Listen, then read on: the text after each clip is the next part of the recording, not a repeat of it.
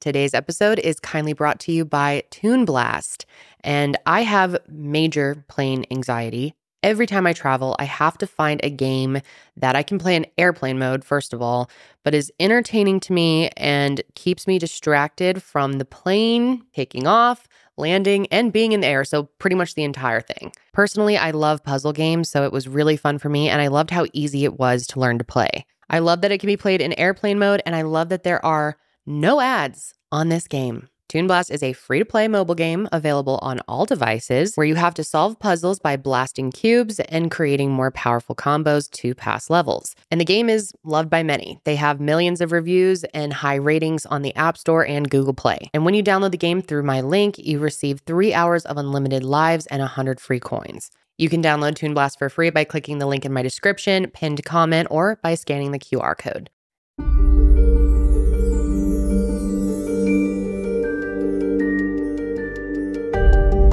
Hello, everyone, and welcome back to True Crime with Kendall Rae. I am so happy to have you here today to discuss yet another case. And if you're new, then welcome. Be sure to hit subscribe. So first of all, before I get into things, I just wanted to acknowledge that my upload schedule and upload days have been pretty wonky the last couple of weeks. That's mainly due to me working on my documentary, which I am very excited to bring to all of you later this year, hopefully. But I did want to let you know that I am now moving my uploads to Tuesdays. In the past, it has been Mondays for the most part. I'm now going to be uploading on Tuesday. And if you are a member, you'll be getting my content 24 hours early on Monday. And I wanted to take just a quick moment to thank all of my new members. Your support means so much to me and my team, especially with us working on this documentary. It's been very costly to produce, as you can imagine, and the extra support really helps us out. Also, if you didn't know, 10% of your membership every month is being donated to National Center for Missing and Exploited Children. So big thank you to all of you. But let's jump into things here.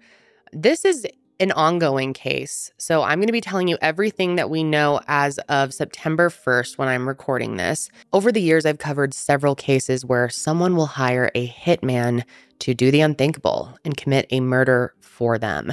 And those cases are devastating. However, today's case is totally different because instead of someone being killed, today we're going to be talking about someone who was saved due to pure chance and luck. So let me start out by telling you about Lindsay Shiver, who is formerly known as Lindsay Shirley. She was born October 28th, 1986 in Dothan City, Alabama. She is the daughter of Andy and Cecilia and the sister of 2 brothers, Brandon and Craig. Now, growing up in the South, Lindsay took to some traditional Southern hobbies, specifically beauty pageants. Now, the world of pageants is very interesting to me. I have some thoughts on it, which I will maybe save for another day. But Lindsay grew up in these pageants, and by age 19, she was already being crowned Miss Houston County. To be clear, this is Houston County of Alabama, not Houston, Texas. She also competed in the National Peanut Festival pageant, which I had never heard of, and you actually get a crown with a peanut on it. She was crowned runner-up, which was one of the many highlights in her pageantry career. And by all accounts, it seemed that Lindsay was going to accomplish a lot in her life. In 2006, she enrolled in Auburn University, where she studied elementary education to pursue her dreams of becoming a teacher. But like many of you know, your time in college isn't always just dedicated to studying. There's also extracurriculars, parties, friends, relationships, and Lindsay definitely had that experience. She was very social. She spent a lot of time with friends. She joined the cheerleading squad, and in her free time, she liked to take workout classes. And it was at one of these workout classes that she met her future husband, Robert Shiver. Now, Robert was big into football. He was actually the snapper on Auburn's football team, and once their relationship started in 2007, there was no slowing down. Robert actually finished school a year before Lindsay in 2009, and then he ended up going to the NFL. He was immediately signed with the Atlanta Falcons as a free agent. Then in 2010, Lindsay finished school, and the 2 of them got married. And they began what was supposed to be a long, happy life together. And their relationship really did seem perfect. I mean, they're this all-American couple. He's a football player. She's a cheerleader. And to many, it seemed like they had a perfect relationship, almost as if it was too good to be true. And Maybe it was. Eventually, they started a family together. They had 3 sons, Grayson, Landon, and Rhett, and they lived in a beautiful, very big $2.5 million home in Thomasville, Georgia. And they definitely lived a pretty bougie life. They were members of the country club. They socialized at all the nicest places. They vacationed a lot in the Bahamas, where Robert's family owned a vacation home. It's no secret that the Shivers had a lot of money, but this did not come from any kind of successful NFL career. Robert actually ended up being released from the Falcons not long after signing, and he became the vice president of an insurance company called Senior Life. And he did very well for himself, and his success made it easy for Lindsay to be a stay-at-home mom. And, they really seemed like they had the perfect life. And their lifestyle was nothing new to Robert. He actually came from money. His father owns the billion-dollar company Flower Foods. So this lifestyle of big homes, private jets, and luxury vacations wasn't out of the ordinary for him. And yes, you heard me right. They did in fact have a private jet. It was partially owned by them so other people could use it, but they definitely took advantage of using this jet. So Robert's parents owned a vacation home in Baker's Bay on Great Guana Cay, a small islet in the Bahamas just off of Arapahoe Island. And just to put into perspective how nice of an area this is, their neighbors were people like Tom Brady and Michael Jackson.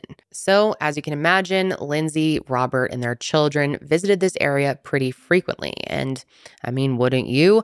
They had all the money to do so. They had an easy means of transportation and a free place to stay. So yeah, I see why they went there. But like I've alluded to, things weren't as perfect as they may have seemed. It's unclear at this point when exactly the affair started, but after a decade of marriage, Lindsay began seeing someone who was not her husband. And this man was 28-year-old Bahamas native Terrence Bethel. It's believed that the two of them first became involved after meeting at Terrence's job, Grabber's Bar and Grill, which is located on the same island as the Shivers' vacation home. Now, a friend of Lindsay's has recently come forward anonymously saying that Lindsay had been bored in her marriage for quite some time. They describe her as a firecracker, and they believe that Lindsay thought Terrence was exciting and different. This friend also said that Lindsay had been living a double life towards the end of everything and that she wasn't even really trying to keep it a secret. And from everything I can tell, there was a reason that she wasn't. And that reason is because earlier this year, on April 5th, 2023, Robert decided he had had enough. He knew his wife was seeing someone behind his back, and he decided to file for divorce. And when I say he knew his wife was having an affair, I don't just mean he had a strong suspicion. He knew 100% for a fact, and he actually hired a private investigator to follow Lindsay to the Bahamas and take pictures of her and Terrence together. And some sources, like the New York Post, for example, have reported that once Robert got confirmation and proof from the PI, he confronted Terrence and thanked him for confirming his suspicions. He also allegedly said, "Thanks for taking care of my wife." But again, this is not confirmed, but if he did say that, I'm assuming he was speaking sarcastically. Now, at the time I'm recording this, these photos from the PI have not been released to the public, and I'm guessing they probably won't be until the trial, if there's a trial. But anyway, by April of 2023, Robert knew with 100% certainty that he did not want to be married to Lindsay anymore, and he filed for divorce. And in the filing, he pointed to Lindsay's adulterous conduct as the reason for his decision. And on top of this, the filings requested that Lindsay not be entitled to alimony. The document states the defendant, Lindsay, is able-bodied and able to work. She graduated from Auburn University with a marketing degree in spring of 2009 and therefore is not entitled to alimony. And in addition to that, Robert also requested joint legal and primary custody of the 3 children, along with possession of their marital residence, all of the furnishings, possession of his vehicle, and an order restraining Lindsay from harassing him. Now, as for Lindsay, she wasn't going down without a fight. Literally, the day after Robert filed for divorce, Lindsay filed her own divorce papers. And according to her, she was requesting a divorce because Robert was emotionally, mentally, and physically abusive towards her. She states that on more than one occasion, her husband physically harmed her in front of their children. And even after installing locks on the doors inside their home, she was still not safe from his abuse. And of course, at this point, we don't know if that's true. Documents that were filed by Lindsay and her lawyers also state that she should be entitled to alimony. They said, considering the fact that she had been a stay-at-home mom for so many years, her job opportunities would be limited. They also noted that she had incurred debts beyond her means to pay and requested that Robert be responsible for those said payments. And in response to the allegations about her having an affair, Lindsay says that any relationship that she was in started after they had already separated and was legally condoned by Robert. So basically, the exact opposite of what he is saying is the truth. Now, very recently, there has been some body cam footage released by local authorities that I think will shed some light on the situation between Lindsay and Robert. In this footage, you'll hear Lindsay speak with two officers about a custody dispute that she is having with her husband. Even though at this point they're still living together and the divorce had yet to be filed, Lindsay expressed concern over Robert taking her kids from her and handing them over to his parents instead of her. She makes accusations that his parents aren't mentally fit to care for the kids and how they don't have rights to the kids. Lindsay Shiver? Yeah. Okay. My in-laws are in the parking lot right there, in the white Lexus. Yeah. I've tried to call them. This is my attorney on the phone, and have not been able to get a hold of them. But that's what I was calling for, was for y'all to come meet with me, because I'm trying to meet up with my husband right now. Okay. So I'm just glad they can see Yeah. the whole spectacle that this is becoming. So what are y'all trying to do? Custody? 46 Thomas. I'm relocating to the compliance location at BP West. In the divorce. He just had my kids with my family all weekend, and I respected that. I didn't go up there with my family. On the way back this morning, they were in Wiggum 20, 30 minutes ago. They were headed home, and then I get the message that he's dropping them with his parents, who have no rights. Okay. The whole reason we're here is they said that you were following them, and they said you were harassing them. And let me read it. I'm pretty sure they said threatening them, but if you didn't talk to them, then I didn't talk to them at all. they were saying that you were following them, obviously, and that you got a gun, which isn't illegal. It doesn't No, I don't, though. It doesn't matter, though. But I don't. And oh my God. yeah.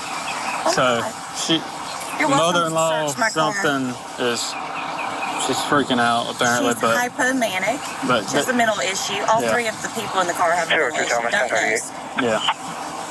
They don't need my kids. Yeah. Yeah, they're saying the same thing. 10-4-84 Pat, Georgia Tech, Tango Golf, Mike 5139, TGM 5139, white color Hyundai SUV. That's none of our business. All I'm saying is that's the call we got. That's why we showed up. These are my kids that they don't have a right to. And the footage doesn't end there. The officers actually end up talking to Robert's mom, who has some interesting things to say. She accuses Lindsay of being not well, mentally speaking, and said they'd even been worried that she took her own life because she wasn't answering anyone's calls. She's left. Y'all don't know her. You don't know her like me. No, I don't know. So it's not a good environment. It's a toxic environment, and it's. Well, I mean, considering not just you, but her own mom saying the same thing, I'd be inclined to believe you. You just got to understand from our perspective, we got to approach this. So do we call the city? We get back home and call the city cops and tell them what's happening. The people.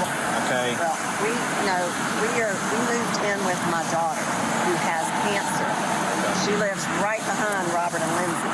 We were headed to where our big home is up for sale, because Robert was going to bring the kids and let us see him, because Lindsay was not answering their phone calls all day today. So they thought she had killed herself, to be honest, and had taken an overdose or something. I'd just go home, avoid contact with her, get in touch with her mom. Okay. And if y'all want to go forth with the city police about that text, y'all can do it together. Okay. All right. Thank y'all. I think it's really interesting having access to this footage because it really puts their relationship at this point in time into context. It's also been recently reported that Robert felt Lindsay needed to be institutionalized in the weeks leading up to all of this, and that even her parents agreed with him. And he had even warned law enforcement that she was following his parents and had a gun, although like you heard in the footage earlier, she claims this isn't true. But you can just tell that there was so much tension and animosity between these two, and that neither of them were going to back down when it came to getting what they wanted. So jumping forward here to July of 2023, Lindsay was supposed to be deposed in a hearing for the divorce, and that ended up being postponed until late October 2023. Now, I can't say this with any certainty, but many people have speculated that it was around this time that she started to feel desperate. It's possible she was starting to get worried about what she had to lose and decided it was time to take actions into her own hands. And what's really important to keep in mind in this case is in the state of Georgia, if you were found guilty of infidelity, you are pretty limited about what you can win in a divorce. The victim, so to speak, is often favored. And if Lindsay knew this, well, many people are saying that this could have been the motive behind what happened next. On July 16th, Lindsay makes a call to 911, and she is reporting an alleged physical altercation between her and her husband when he refused to let her take the jet to the Bahamas to go be with her boyfriend. Yes, you heard me right. I literally cannot make this up. He said, "Sorry, you cheated on me. You can't take the jet to go see your boyfriend in the Bahamas." And she said, "Well, then I'm going to call 911 and report abuse." But let me back up a second so this makes more sense. The divorce proceedings were well on their way by mid-July when that 911 call was made, but Robert and Lindsay were still living together in their Thomasville home. Now, I'm not entirely sure why they were still living together, especially considering they definitely had the money for either one of them to move out.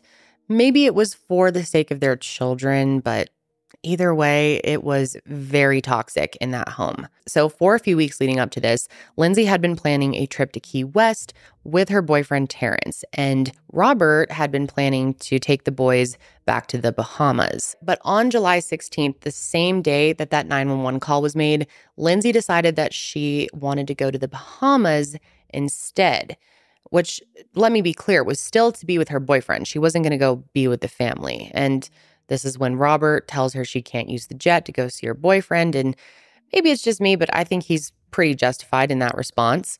I mean, he didn't want her coming on the private jet with him and the boys just to then run off with her boyfriend in the Bahamas in front of their children. So, I mean, I get it. So the majority owner of the jet, who owns 50%, agreed with Robert that Lindsay should not be allowed on the plane. And with their combined 75%, Robert owning 25%, they thought it was reasonable for them to refuse her access. And then in addition to telling her she can't join them on the jet, he begins removing the kids' packed suitcases that she had moved to her car, probably to, make the point of if I can't go, then the kids can't go either. This is when, according to Lindsay, he pushed her, aka the physical altercation. What's going on this morning? So for the last 3 weeks, maybe longer, she's had her couples trip planned with her boyfriend to go to Key West. Okay, but she just said you're going. That's to Key West. I'm taking my kids, my 3 boys, to the Bahamas this morning. Our kids. Our kids.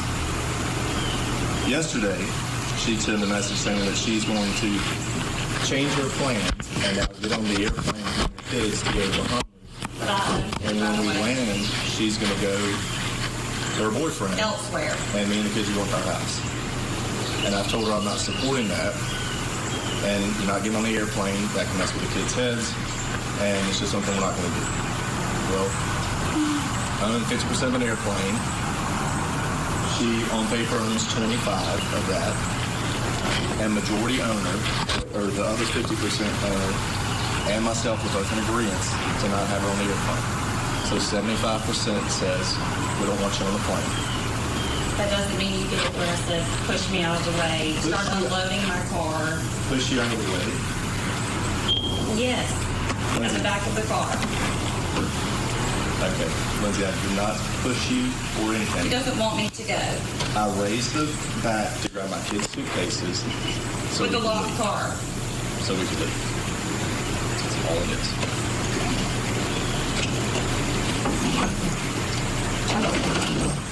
I'm going to tell you both, like I told you a minute ago, y'all are filed for divorce, okay?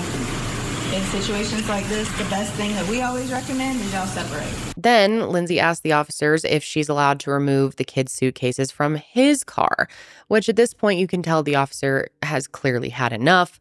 I mean, this whole back and forth is pretty pointless and petty. So he can get the kid stuff out of my car. It's marital property. And I don't have any paperwork saying that he's not allowed access to the children's property. He's just not able to move me out of the way to get it. So now I'm able to get my kid stuff back out of the vehicle. Okay, why are we doing this though? Why do you need to do that? Well, because he's taking my kids. So we're gonna go back and so we're gonna stand here while y'all go back and forth moving suitcases back and But forth that's what I'm between saying. cars. So that's what's just happened.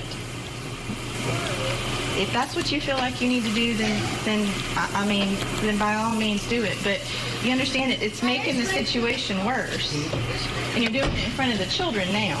In the next footage I'm going to play, you can hear Lindsay tell her side of the story, and even still, the officer's like, well, what do you want us to do about this? But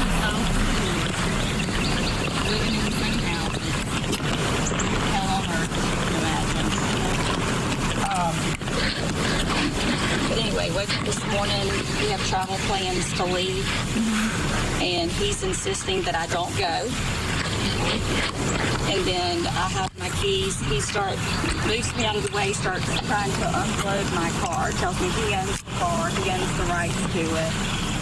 He's got super aggressive, and that's when I called immediately because he's been physical before, and I'm just not doing that. So are you just wanting to leave, or is he supposed to be going in? Yeah, we're supposed to be going with our kids. Okay. All right. So I don't know that's what I was asking dispatch, like what y'all can do if there's even, but of course now he's inside acting. I mean, I don't know what it is that you want us to do. I mean, if y'all have filed for divorce and y'all are going on a vacation, other than telling him he needs to calm down, I don't personally recommend you go on a vacation if there's an issue like that. And you're filed for divorce. Now, this body cam footage is really eye-opening and important in this case, if you ask me. I think it really shows how calmly Robert is handling the situation and how Lindsay is clearly trying to provoke him. But the thing is, it doesn't work. And this whole ordeal is a huge reason why people believe Lindsay did what she did next. On July 16th, after officers left her home, Lindsay opens up her phone, goes to WhatsApp, and she sends photos of her husband to Terrence and sends 2 words: kill him. Now, to be clear, this is the only evidence from her phone that has been made public at this point. However, I'm sure there is more. And it's actually how these messages were discovered by police that made this case go kind of viral. And I mentioned at the beginning of this episode that this murder for hire plot was uncovered due to pure chance and luck, and I wasn't making that up. On July 20th, just 4 days after that kill him message was sent, there was an attempted break-in at Grabber's Bar and Grill, the same bar where Terrence worked. The thief or thieves cut power cables, disabled the generator to ensure that security cameras were off, and ransacked the bar's safe. And local authorities figured that someone who worked at the bar was probably involved, considering they took that step to turn the security cameras off and seemed to know how to do it. And just take a guess at whose phone was searched in connection with the robbery. You guessed it, Terrence. In the process of searching his phone for evidence related to the robbery, they came across his WhatsApp messages and saw the kill him message. And if you're a little confused about why this is a murder for hire plot, you're not alone. It is a little confusing. Even though Lindsay sent the kill him message to Terrence, there is another person involved in all of this who I haven't mentioned yet. Farron Newbold Jr., a 29-year-old aspiring rapper from the Bahamas, has also been connected to the plot against Robert Shiver. And what makes all of this even more confusing is at this point, we don't know how police connected Farron to this alleged crime. My educated guess is that police uncovered messages between Terrence and Farron talking about all of this, but that has not been confirmed yet by a reliable source. Regardless, on July 21st of this year, Lindsay, Terrence, and Farron were arrested and flown from Arapahoe to Nassau. And that same day, Robert found out about the plot, and he went to the police saying he feared for his life and for the lives of his children. According to police, on July 21st, the 36-year-old's estranged husband, Robert Shiver, told authorities that he learned of what was a plot to murder him, saying he came to police out of fear for his life and the life of his children. Police arresting Shiver's estranged wife and 2 other alleged accomplices. Investigators searching their phones and saying they found a number of WhatsApp messages suggesting a plot. Now, before I go any further, I want to talk about the implications of what could have happened if police had not found those WhatsApp messages.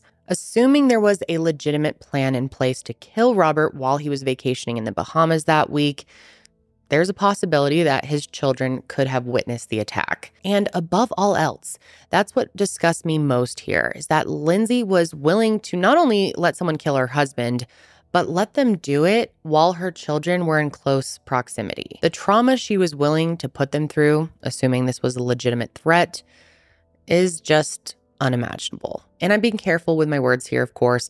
I'm saying assuming and alleged because at this point, Farron, Terrence, and Lindsay have not been found guilty. Until it's actually brought to trial or there's some type of plea, we can't say anything for certain. Of course, all of them are maintaining their innocence through all of this. Terrence has said that the whole thing has been completely blown out of proportion, and he's confident that the charges will be dismissed.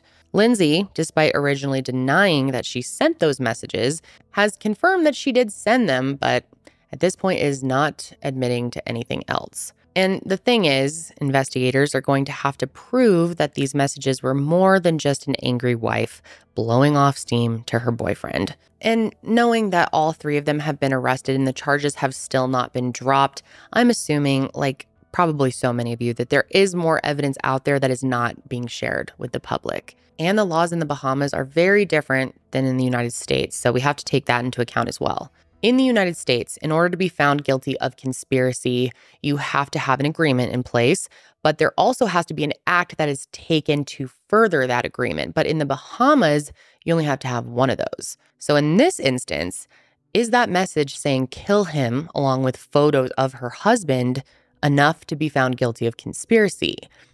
That's the $1 million question at this point. The other $1 million question is, what would her motive have been? Many believe that the divorce and the threat of losing her luxurious life led her to want Robert dead. There's also some reports saying that her parents cut her off after seeing footage that confirmed her affair, and that is the reason that she wanted him dead. And honestly, it could be either one of those things, a combination of the two, or something else entirely. There's still so much we don't know at this point. Like I mentioned, upon their arrest, the 3 defendants were flown to Nassau, where they were put into Fox Hill Prison. Now, I don't know about you guys, but I really didn't know anything about this prison until recently, and damn, it has been characterized as being not fit for humanity. And just picturing Lindsay inside this prison, I cannot imagine. I mean, this is where the notorious go. This is where anyone from minimum security to maximum, people beg to be extradited from here.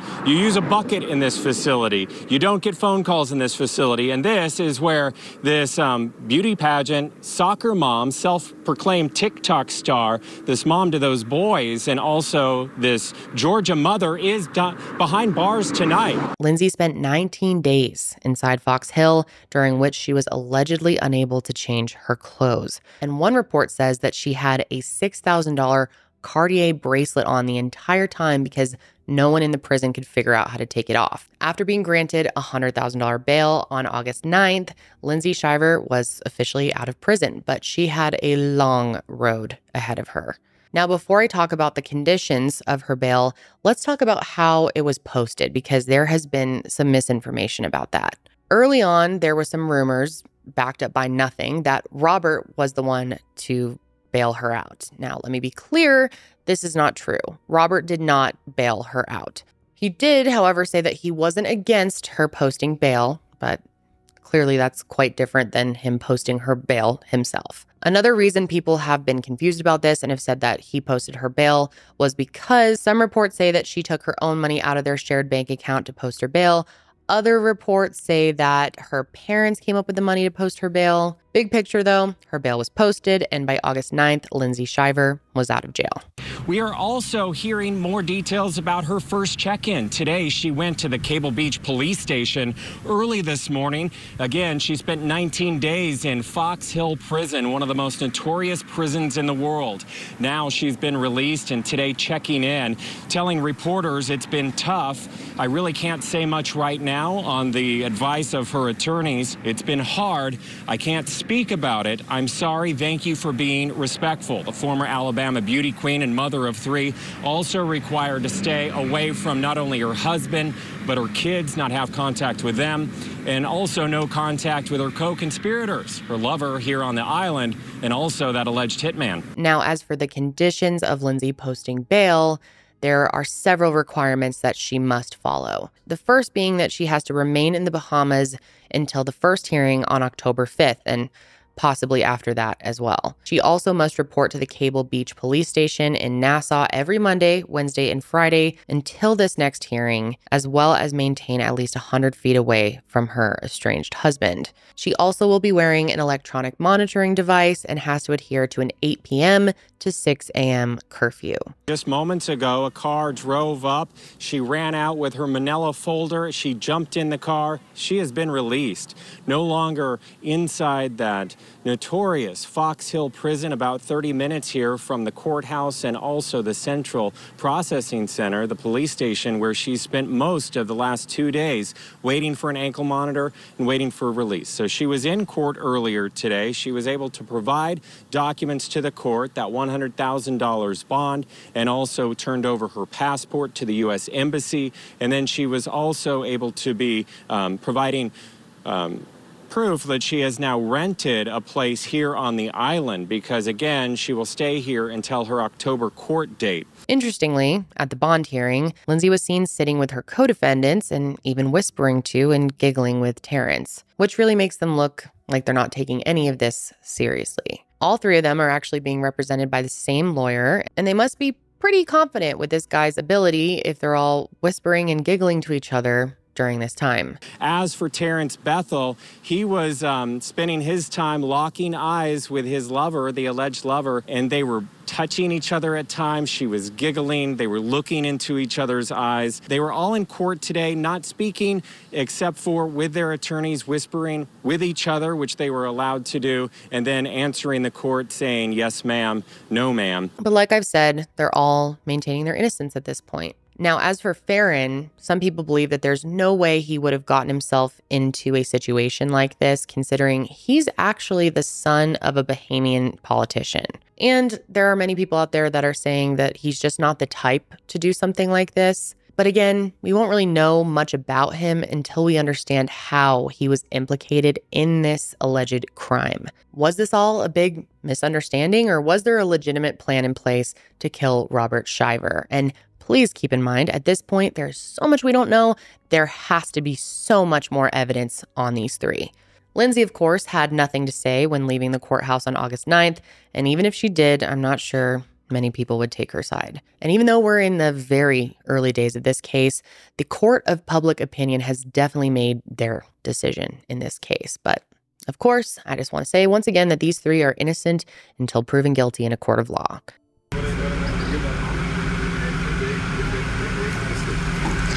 Lindsay, you want to say anything about the allegations? Any message to Robert or the boys?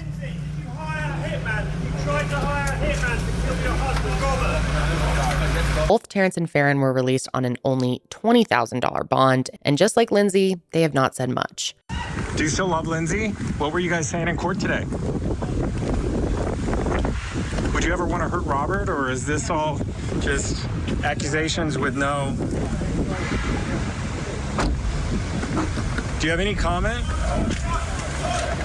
So if convicted, Lindsay, Terrence, and Farron are facing up to 60 years in prison for plotting the murder of Robert Shiver.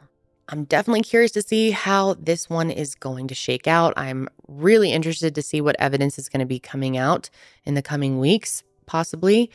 I really want to hear from all of you on your thoughts on this one. And let me know if you want me to do a part 2 on this case, because I am happy to do so. This is very interesting to me. But what we do know at this point is Robert's safe, the kids are safe, and I don't get to end many cases like that. So I am grateful for that today. And again, if you're looking for a good phone game, check out Toon Blast. You can download it for free by clicking the link in the description, the pinned comment, or scan the QR code. And that's going to be it for me this week, guys. I will be back next week to talk about another case. But until then, stay safe out there.